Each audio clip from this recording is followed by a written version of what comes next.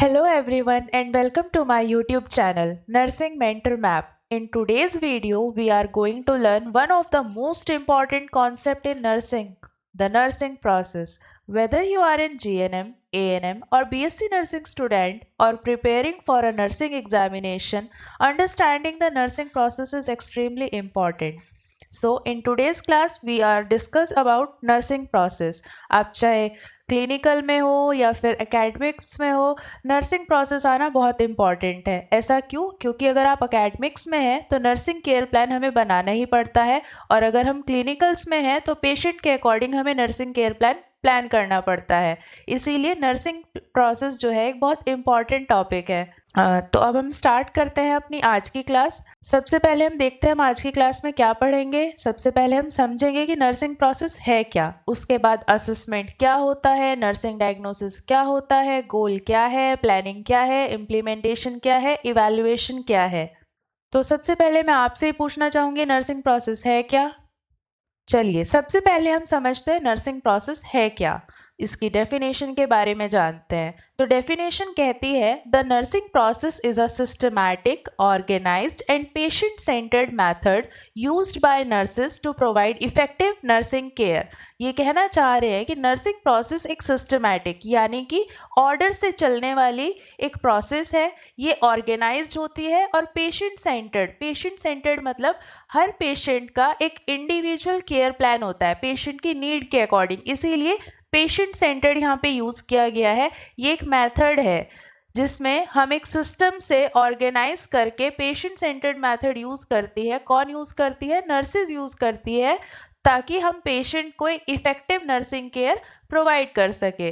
तो बेसिकली हमारे nursing process में 6 मेजर स्टेप्स होते हैं। First one assessment. आप डायग्राम में मैंने एक जो इमेज यहाँ पे अटैच की है उसमें भी देख सकते हैं। सबसे फर्स्ट पे आता है हमारा असेसमेंट, जिसमें हम क्या करते हैं? डाटा कलेक्ट करते हैं पेशेंट के बारे में। इसमें हमारी सब्जेक्टिव और ऑब्जेक्टिव इंफॉर्मेशन होती है। इसमें हम आइडेंटिफाई करते हैं स्ट्रेंथ को और प्रॉब्लम्स को। सेकेंड जो होता है हमारा वो होता है नर्सिंग डायग्नोसिस। जी हाँ, नर्सिंग डायग्नोसिस, मेडिकल डायग्नोसिस हम यूज़ नहीं करते हैं नर्सिंग केयर प्लान में, और नर्सिंग प्रोसेस जो होता है हमारा उसमें हम नर्सिंग डायग्नोसिस यूज़ करते हैं। इसमें हम क्या करते हैं? एनालाइज करते हैं उस डाटा को जो हमने कलेक्ट किया है, आइडेंटिफाई करते हैं एक्चुअल और पोटेंशियल हेल्थ प्रॉब्लम्स को, और एक नर्सिंग डायग्नोसिस फॉर्मुलेट करते हैं। थर्ड स्टेप होता है हमारा गोल, जिसमें हम क्या करते हैं? एक्सपेक्टेड आउटकम हमें क्या चाहिए पेशेंट के लिए वो सेट करते हैं। मतलब हम जो केयर प्रोवाइड करने वाले हैं उससे हमें क्या एंड प्रोडक्ट चाहिए, आउटकम क्या चाहिए उससे हमें, वो हम उसमें सेट करते हैं, जिसको हम बोलते हैं एक्सपेक्टेड आउटकम। गोल्स जो है हमारे वो रियलिस्टिक होने चाहिए, मेजरेबल होने चाहिए और एक टाइम बाउंड में होने चाहिए कंप्लीट। फोर्थ स्टेप आता है हमारा प्लानिंग, जिसमें हम अपनी प्रॉब्लम्स को प्रायोरिटी के अकॉर्डिंग डिसाइड करते हैं कि फॉर एग्जांपल हमें पेशेंट को जो केयर प्रोवाइड करनी है, प्रायोरिटी बेस पे हमें फर्स्ट नंबर पे कौन सी केयर प्रोवाइड करनी है वो हम डिसाइड करते हैं प्लानिंग में। वो केयर हम कैसे प्रोवाइड करेंगे, एप्रोप्रिएट इंटरवेंशन जो होगा हमारा, नर्सिंग इंटरवेंशन क्या होगा वो सेलेक्ट करते हैं। कैसे हम उस केयर को प्रॉपर तरीके से इम्प्लीमेंट कर सकते हैं वो सेलेक्ट करते हैं। उसके बाद हम एक proper nursing care plan develop करते हैं।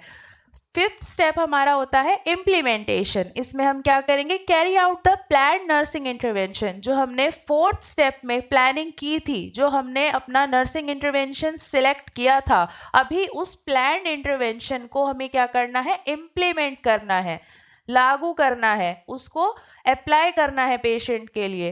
Provide safe and competent nursing care. हमें पेशेंट को सेफ और कॉम्पिटेंट नर्सिंग केयर प्रोवाइड करनी है, और जो भी हम एक्शंस लेंगे, एक्शंस मतलब इंटरवेंशंस, जो भी हम नर्सिंग इंटरवेंशंस ले रहे हैं उनको डॉक्यूमेंट करना है, ताकि हमारे पास एक रिकॉर्ड रहे। ये रिकॉर्ड हमें क्यों चाहिए ये हमें सिक्स्थ स्टेप में पता चलेगा। सिक्स्थ स्टेप हमारा होता है इवैल्यूएशन, जिसमें हम क्या करते हैं? कंपेयर करते हैं पेशेंट के रिस्पॉन्स को अपने गोल्स के अकॉर्डिंग। हमने गोल्स कहाँ पे सेट किए थे? हमने स्टेप 3 में अपने गोल्स सेट किए थे। अब वही गोल्स हमें कंपेयर करने हैं। किससे कंपेयर करने हैं? हमने जो इम्प्लीमेंट किया है अब उससे कंपेयर करना है, मतलब जो हमने इम्प्लीमेंट किया है और जो हमारे गोल्स है उनको कंपेयर करके देखना है कि जो हमें एंड आउटकम चाहिए था, एक्सपेक्टेड आउटकम था हमारा पेशेंट के लिए, क्या वो फुलफिल हो गया है, क्या वो हमें मिल गया है, नहीं मिला है तो हमें चेंज करना होगा अपने नर्सिंग केयर प्लान को, अपनी केयर को दोबारा से रिवाइज करना होगा। लेकिन इवैल्यूएशन जो हमारा 6 स्टेप है उसमें हम पहले पेशेंट के रिस्पॉन्स को अपने गोल से कंपेयर करके देखेंगे। उसके बाद जो हमारे गोल्स है वो प्रॉपर तरीके से मीट हुए हैं या पार्शियली मीट हुए हैं या मीट ही नहीं हुए हैं वो देखेंगे। अगर फुलफिल हो गए हैं हमारे गोल्स तो हमारा केयर प्लान सक्सेसफुल रहा है, हमने जो केयर प्लान की थी वो अच्छे से इम्प्लीमेंट हो गई है। अगर पार्शियली मीट हुआ है तो हम देखेंगे कि कहाँ पे ड्रॉबैक रहा है, फिर जो वो ड्रॉबैक है उसको फुलफिल करने की कोशिश करेंगे। और अगर हुआ ही नहीं है फुलफिल, मीट ही नहीं हुए हैं गोल्स, तो हमें अपना जो प्लान है वो मॉडिफाई करना होगा, जो हमारा थर्ड पॉइंट लिखा है, modify the plan if needed. चलिए अब नेक्स्ट स्लाइड पे चलते हैं। नेक्स्ट स्लाइड में हमारा सबसे पहले है स्टेप 1 असेसमेंट, जो हमारा फर्स्ट स्टेप होता है किसी भी नर्सिंग प्रोसेस का। असेसमेंट क्या होता है सबसे पहले तो हमें यही समझना होगा। तो सबसे पहले तो एक छोटा सा पॉइंट यही आ जाता है कि ये हमारा फर्स्ट स्टेप होता है नर्सिंग प्रोसेस का। Assessment means systematically collecting information about the patient health status. Assessment का मतलब होता है सिस्टमैटिकली कलेक्ट करना है पेशेंट के हेल्थ स्टेटस के बारे में इंफॉर्मेशन को।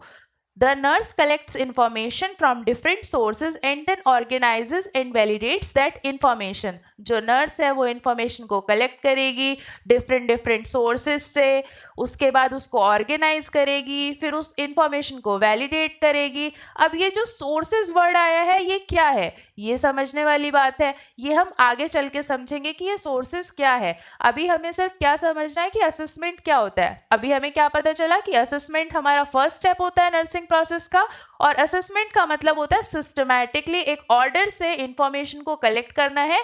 किसके बारे में कलेक्ट करना है, पेशेंट के हेल्थ स्टेटस के बारे में कलेक्ट करना है। फिर वो जो इंफॉर्मेशन कलेक्ट हुई है नर्स उस इंफॉर्मेशन को डिफरेंट सोर्सेज से कलेक्ट करेगी और उसको ऑर्गेनाइज करेगी और वो इंफॉर्मेशन वैलिडेट करेगी कि वो इंफॉर्मेशन जो कलेक्ट हुई है वो हमारे लिए सही है या नहीं है। इसीलिए हम सोर्सेज से, डिफरेंट सोर्सेज से इंफॉर्मेशन कलेक्ट कर रहे हैं। देखो अभी यहाँ पे हमारे सामने जो दिख रहा है वो है टाइप्स ऑफ डाटा। अभी हमने क्या बोला था कि हमें इंफॉर्मेशन कलेक्ट करनी है, दैट मीन्स डाटा। तो जो डाटा होता है वो क्या होता है, डाटा वो इंफॉर्मेशन होती है जो असेसमेंट के टाइम पे कलेक्ट करी गई होती है। तो इनको दो कैटेगरीज में डिवाइड किया गया है, एक है हमारा subjective data and other one is objective data. Subjective data क्या होता है, subjective data are information that the patient reports और डिस्क्राइब। सब्जेक्टिव डाटा हमारा वो डाटा होता है या वो इंफॉर्मेशन होती है जो पेशेंट हमें बताता है। ठीक है, जो पेशेंट बता रहा है वो है subjective data. For example patient बोल रहा है I have difficulty in breathing, I have chest pain, I feel very weak, I have been coughing for 3 days। तो ये सब पेशेंट बोल रहा है, वो खुद बता रहा है कि मेरे को क्या प्रॉब्लम है। उसने बोला मेरे को डिफिकल्टी हो रही है ब्रीथ करने में, मेरे को चेस्ट पेन हो रहा है, मेरे को बहुत वीक फील हो रहा है, मेरे को 3 दिन से कफिंग हो रही है। तो ये पेशेंट ने बताया, ये उसके एक्सपीरियंस है, ये उसने रिपोर्ट बताई है हमें, तो उसको हम बोलेंगे सब्जेक्टिव डाटा। आई होप आपको सब्जेक्टिव डाटा समझ आ गया होगा। नेक्स्ट आता है हमारा ऑब्जेक्टिव डाटा। ऑब्जेक्टिव डाटा हमारी वो इंफॉर्मेशन होती है जो एक नर्स ऑब्जर्व करती है, मेजर करती है और वेरीफाई करती है।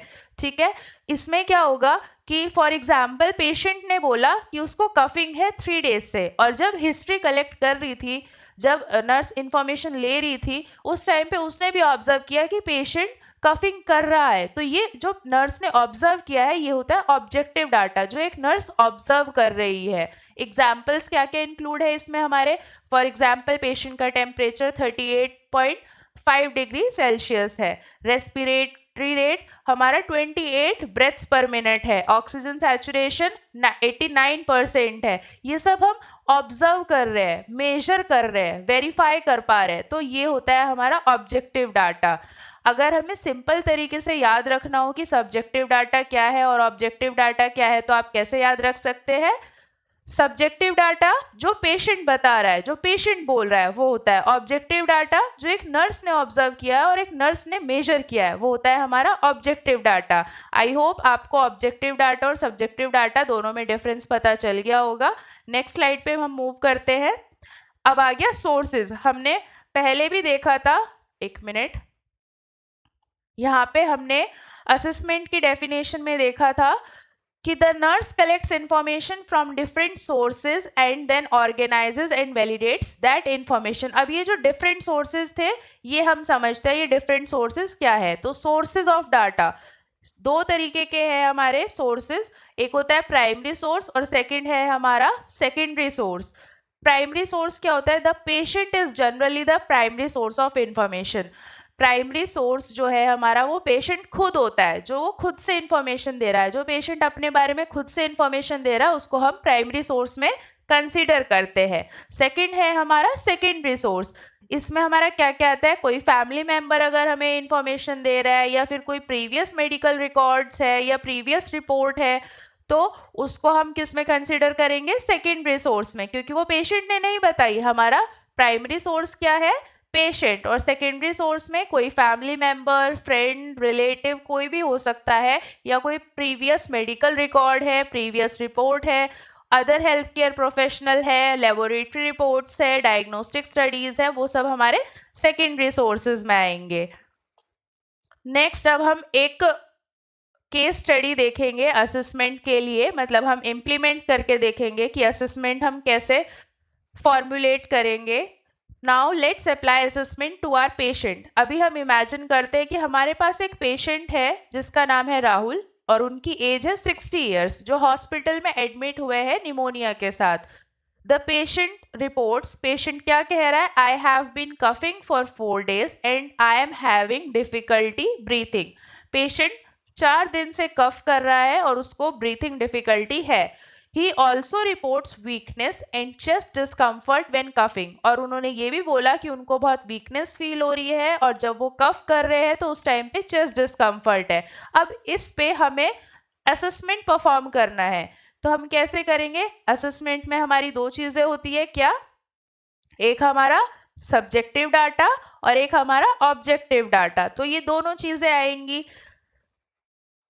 तो हमारा सब्जेक्टिव फाइंडिंग यहाँ पे क्या होगा? डिफिकल्टी ब्रीथिंग, क्योंकि पेशेंट ने हमें बोला है उसको डिफिकल्टी हो रही है ब्रीथिंग करने में। प्रोडक्टिव कफ, ये भी हमें पेशेंट ने बताया है। चेस्ट डिस्कम्फर्ट ड्यूरिंग कफिंग, ये भी हमें पेशेंट ने बताया है कि चेस्ट डिस्कम्फर्ट हो रहा है जब वो कफ कर रहा है। वीकनेस, ये भी हमें पेशेंट ने बताया। और फीलिंग टायर्ड, ये सब हमें ऑलरेडी पेशेंट ने बताया था, जो अभी हमने एक सिनेरियो लिया था। उसके बाद नेक्स्ट आता है हमारा ऑब्जेक्टिव फाइंडिंग। ऑब्जेक्टिव फाइंडिंग में अब यहाँ पे तो कोई ऑब्जेक्टिव फाइंडिंग हम नहीं देख सकते। क्यों? क्योंकि पेशेंट हमारे पास नहीं है, ये हम इमेजिन कर रहे हैं। लेकिन हमें क्या दिखेगा?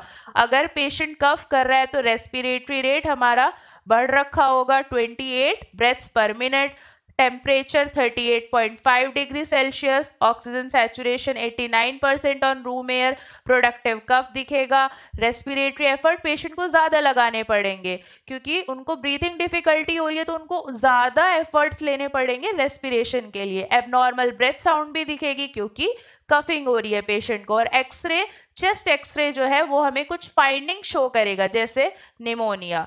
तो आई होप आपको ऑब्जेक्टिव फाइंडिंग्स और सब्जेक्टिव फाइंडिंग्स कैसे कंसीडर करनी होती है एक असेसमेंट में, वो समझ आया होगा। अभी हम एक क्वेश्चन आपके सामने रख रहे हैं, कुछ क्वेश्चंस आपके सामने, ताकि आपको रिमेंबर हो कि आज की क्लास में हमने क्या पढ़ा है। जैसे फर्स्ट क्वेश्चन है, what is nursing process? I hope आपको समझ आया होगा कि नर्सिंग प्रोसेस क्या है। नर्सिंग प्रोसेस हमारा एक systematic, organised, patient centred process है या मेथड है, जो एक नर्स यूज करती है पेशेंट के लिए इफेक्टिव नर्सिंग केयर प्लान करने में। दूसरा, steps of nursing process. Steps of nursing process में मेजरली हमारे 6 स्टेप्स आते हैं। वो हमारे क्या क्या है? फर्स्ट असेसमेंट, सेकंड हमारा nursing diagnosis, third goal, fourth हमारा प्लानिंग, फिफ्थ हमारा implementation, and last one, sixth is evaluation. तो स्टेप्स ऑफ नर्सिंग प्रोसेस हमारे 6 होते हैं। थर्ड क्वेश्चन है टाइप्स ऑफ डाटा। तो टाइप्स ऑफ डाटा में हमने अभी पढ़ा था, दो डाटा होते हैं हमारे, subjective data and objective data. Subjective data is the one जो पेशेंट खुद से इंफॉर्मेशन दे रहा है, पेशेंट खुद से बता रहा है, एंड ऑब्जेक्टिव डाटा जो नर्स खुद ऑब्जर्व करती है, मेजर करती है और वैलिडेट करती है, दैट मीन्स वेरीफाई करती है। Then types of sources. Types of sources हमने दो तरीके के पढ़े हैं, primary source and secondary source. Primary source हमारा कौन होता है? पेशेंट हमारा प्राइमरी सोर्स होता है जो अपने बारे में खुद इंफॉर्मेशन दे रहा है। सेकेंडरी सोर्स हमारा क्या होता है? Family members, relatives, other reports, laboratory reports, previous medical reports, ये सब हमारे सेकेंडरी सोर्सेज में आते हैं। आई होप आपको असेसमेंट समझ में आया होगा। Thank you so much. आगे के जो स्टेप्स है वो हम नेक्स्ट क्लास में डिस्कस करेंगे। आप कमेंट सेक्शन में ज़रूर बताना आपको आज की क्लास कैसी लगी, आपको समझ आया। उसके बाद हम नेक्स्ट जो लेके आएंगे अब नर्सिंग डायग्नोसिस और गोल क्या है वो समझेंगे, और ऐसे ही जैसे हमने आज केस स्टडी बना के इम्प्लीमेंट करना सीखा है, ऐसे ही हम नेक्स्ट क्लास में सीखेंगे। Thank you. Do subscribe my channel.